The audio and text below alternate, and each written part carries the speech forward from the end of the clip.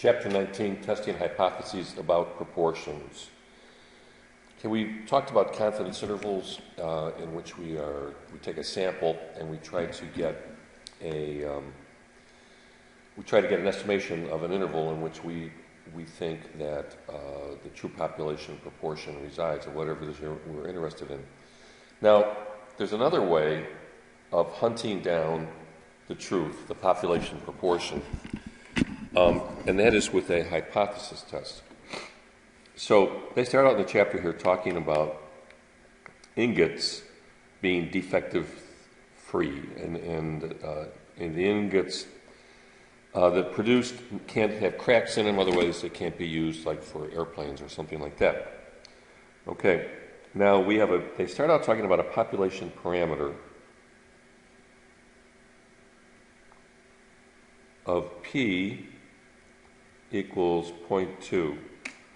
So that population parameter is, that's a statement, 20% of the ingots have cracks in them. Okay. Now, they did a test, and they took 400 ingots, and from that sample, they have a sample statistic of 0.17, 17% are cracked. Now, does this mean that that they've improved? That 20% of the ingots as a whole, the population of ingots, have cracks in them? Or on the other hand, was the sample just a fluke? Could this have occurred randomly? Okay, so this is the kind of question that we are going to answer with the hypothesis test. Now, the hypothesis test starts out, assume nothing has changed.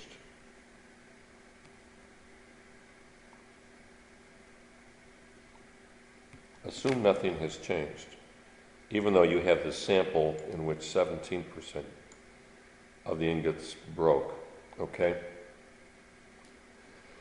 All right, and this assumption that nothing has changed is called the null hypothesis. They talk about it in the book here. And it's symbolized by H sub 0. And the null hypothesis is usually the prevailing wisdom about what P is. And so it's very simple. The null hypothesis is P equals 0.2. Okay? Now, you've got together, let's say you're in charge of manufacturing and you improved the manufacturing process, and you came up with this sample of ingots, of 400 ingots with only 17% cracked. And so you're going to have an alternative hypothesis, H sub A, and that's going to be P is less than 0.2.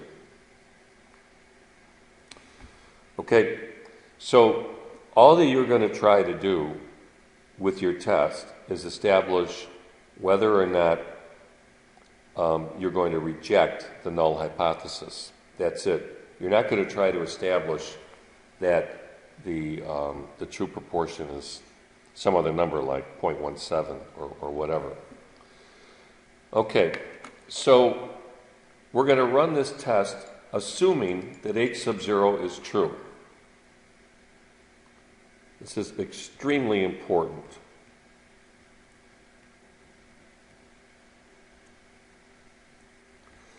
Therefore, the distribution, the sampling distribution for P hat, this is assuming you meet all the pre-requirements and everything, the prerequisites, sampling distribution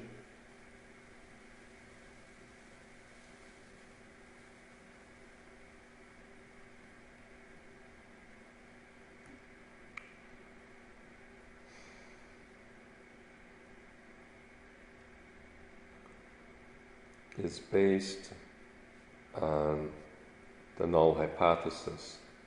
And the null the population parameter in the form of the null hypothesis is referred to as P sub 0. Okay, so the sampling distribution for p hat, as it says right here, the standard deviation for p hat is the square root of p sub 0, q sub 0 over n, which is 0.02.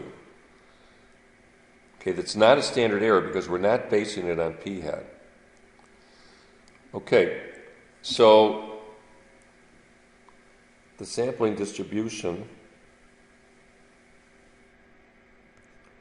for p hat equals p comma square root of pq over n, where p is the value for the population parameter stated in the null hypothesis. Okay, so now we have a sampling distribution. We can calculate a z-score and see how unusual p hat is, assuming that p sub 0 is true. Well, you can see the calculation here. Okay, it's p hat minus p over the standard deviation of p hat. And the z-score is negative 1.5. Now, by this point, you know that negative 1.5 z-score is not unusual. It has a probability of about 6 or 7%, 0.067. And therefore, we don't consider that to be all that unusual. It would happen, say, it could easily happen by chance. Okay, or you might decide that it's unusual enough that it's significant. Okay. Now, we start out trying to overturn the null hypothesis, because it's much easier to disprove a negative statement than it is to disprove a positive one. So, the more unlikely that p hat appears, assuming that p sub 0 is true, then we are in a position where we can reject p sub 0. The standards, normally we're going to opt for 0.05 or less. But the standards can be much higher, as can be 1 out of 1,000 or 1 out of 10,000, or sometimes people want it to be 1 out of 1,000,000. Okay, so the probability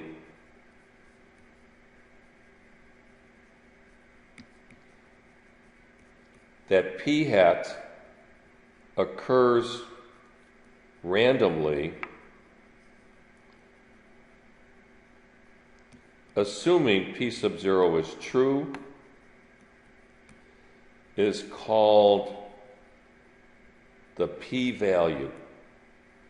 So here's another p for you. Okay, we have p, the population parameter, p sub 0, the population parameter in the null hypothesis, p hat, which is the sample statistic, and now we have the p-value,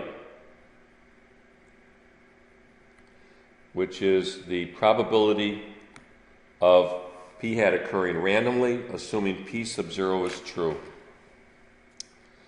Now, if the p-value is small, then p hat looks significant, because it looks unlikely that p hat would occur randomly, assuming p sub 0 is true, then that leads us to reject the null hypothesis. Now, we never say that the null hypothesis is true. We simply say we reject or we fail to reject. Okay? We reject or fail to reject h sub 0. This is the only outcome from a hypothesis test.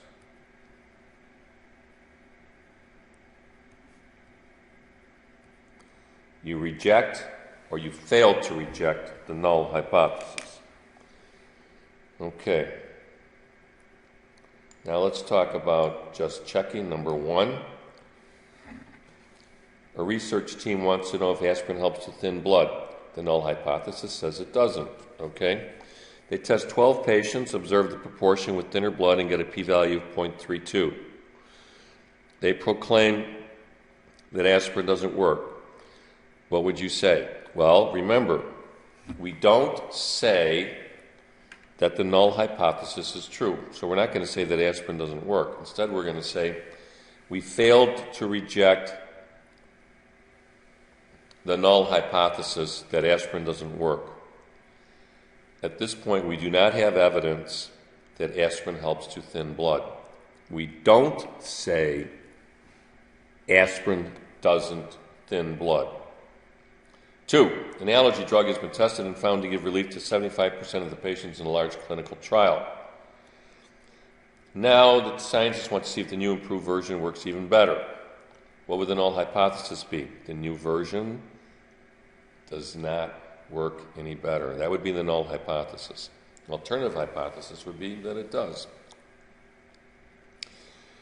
The new drug is tested and the p-value is 0.0001. What would you conclude about the new drug? The conclusion, with a p-value this low, namely the probability of p-hat occurring randomly, assuming p sub 0 is true, is 1 out of 10,000. We therefore reject the null hypothesis.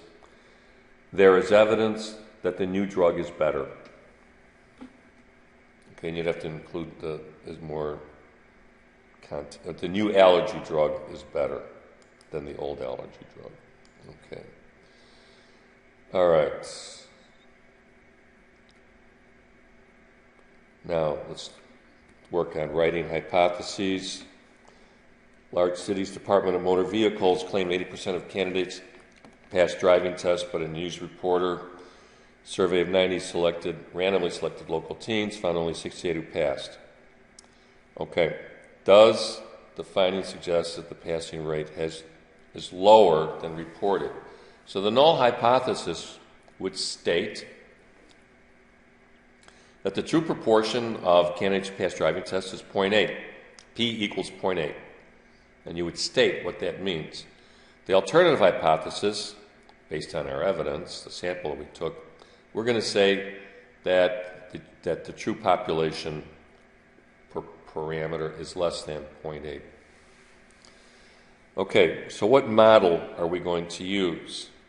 Okay, the preconditions are satisfied. I can model the sampling distribution with a normal model. Okay, but you don't have any other models at this point. If you can't meet the preconditions, then you can't do the test.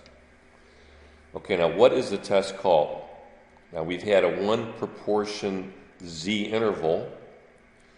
Okay, now we're going to do a 1 proportion Z test because we only got 1 proportion and we're using a Z score and we're doing a test. 1 proportion Z test. You're going to have to remember the names of these tests. However, they're all in your calculator. Okay. The conditions are the same as for the 1 proportion Z interval. And we're going to use the statistic p hat Z equals p hat minus p sub 0 divided by the standard deviation of p hat, which we've already been through. Okay?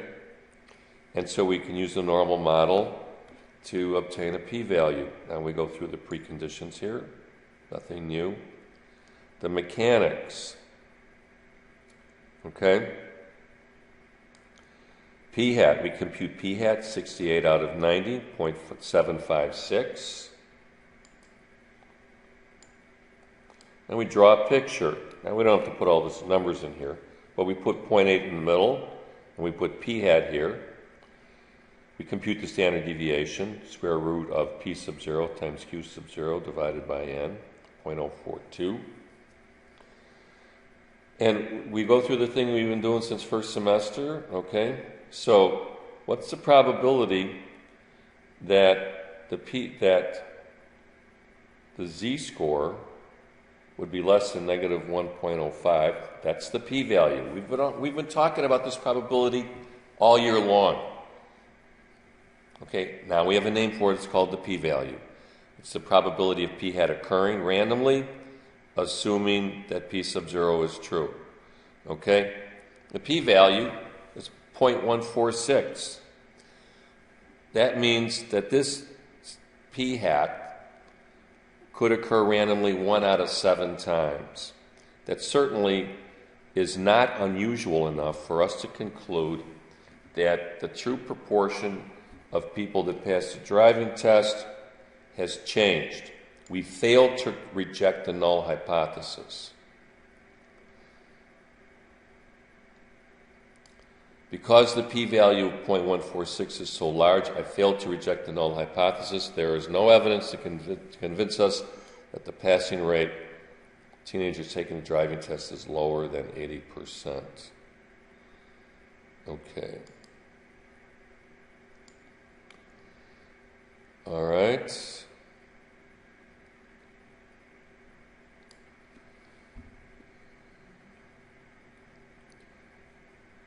And how much does it cost? Well, we're talking about the standard of proof.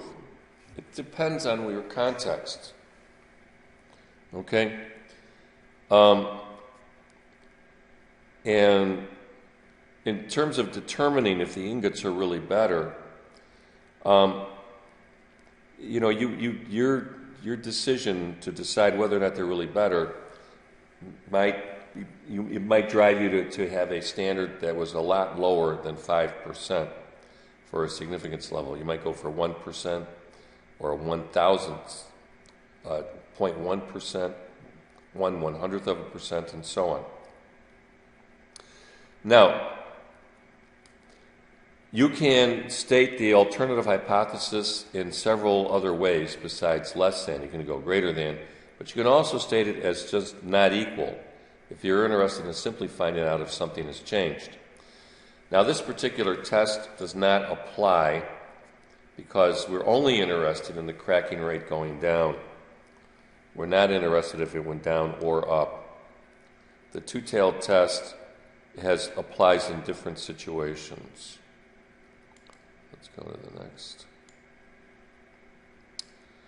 Okay. So the p-value, if for a one-tailed test, the p-value is the probability on one side. If you're doing a t-tailed test, you're going to take the probability that you get from normal CDF and you're going to multiply it by 2 because you're going to take it as if you're dealing with the absolute value of the z-score, negative and positive. A one-tailed test will reject more often, but if you're not sure which one to use the two-tailed test. It's more conservative. Okay, now here's a discussion where a two-tailed test gets used. Okay? People got concerned that once you can tell the sex of a baby in an ultrasound, that people are using this information and presumably aborting their children in order to have male children. Now remember, from the poor economics, I forget what the number was, but there was something like some huge, tens or some multiple of 10 million women are missing from the world. I think it was higher than that. I think it was like 100 million or something like that. So people that have actually put the numbers together are convinced that this is happening in places like China and in India. And it could be happening in this country as well. We don't know. But anyway, so here's a test in India to find out if this is going on. So there's 550 live births, and p hat is 56.569 are male. Okay, now it's generally known that p, the population proportion of births, are 0.517 males. Okay, so is there evidence that the proportion of male births is different? Has it changed? Okay, so we're not concerned. This is, I guess, is more. You would think you're interested if it's gone up, but you can also ask the question from the point of view that it's simply not the same. You go through the same preconditions, and you're going to see the mechanics are going to be a little bit different. Okay, everything's the same. Standard deviation, nothing has changed. You calculate the z-score. Nothing's different. Z-score is high, 2.44. Now, you're going to calculate the z-score negatively and positively. Well, you don't really have to do that. But you're going to get the probability that the z is greater than 2.44, which is 0.0073. And you're going to multiply that by 2 because you're taking that area under the curve from both sides. So, but you still end up with a really small p-value. In other words, the probability that you would get this result, assuming that the true population is 0.517, is only 0.0146. Now, the p-value that low, we will reject the null hypothesis. There is evidence that the proportion of boys is not equal to the baseline for the region. It appears that the proportion may be larger. Okay. And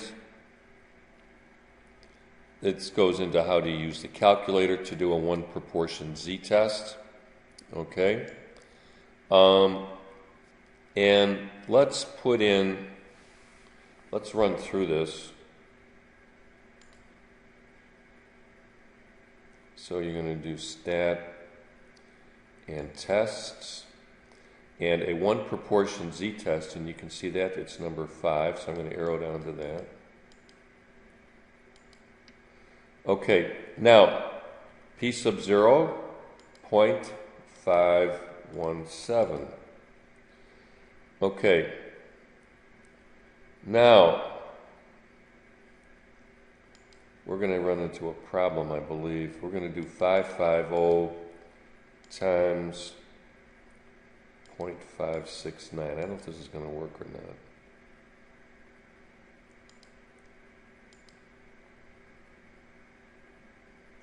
Now, we have to go change this number.